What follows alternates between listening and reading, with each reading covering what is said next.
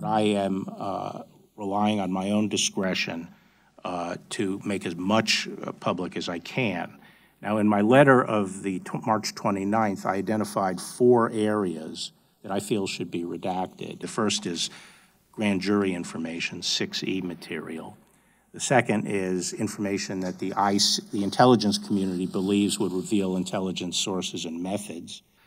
The third are information in the report that could interfere with ongoing prosecutions. And finally, we intend to redact information that implicates the privacy or reputational interests of peripheral players where there is a decision not to charge them.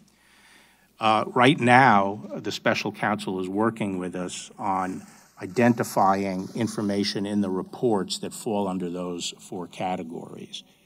We will color code the excisions from the report, and we will provide explanatory notes describing the basis for each redaction. My original timetable of being able to release this by mid-April stands. And so I think that from my standpoint, within a week, I will be in a position to release the report to the public. Will we have the complete report? Are you going to be selective as to what you give members of Congress? You mean the unredacted report? Mm-hmm. No. Is there anything new you've seen since the review of the entirety of the report that would change your conclusions? No, Congressman.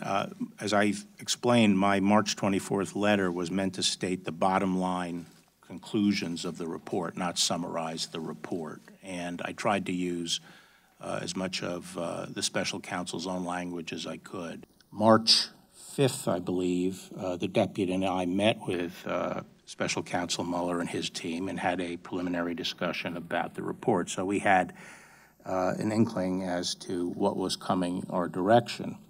And so even more thinking within the department was done about that over that time. That was a matter of weeks.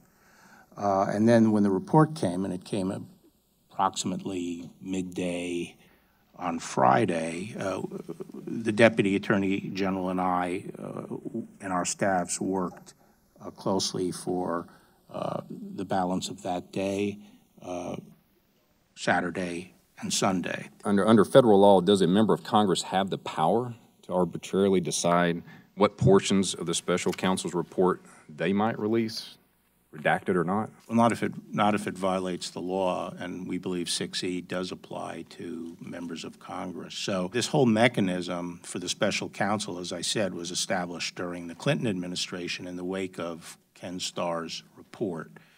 And that's why the current rule says that the report should be kept confidential.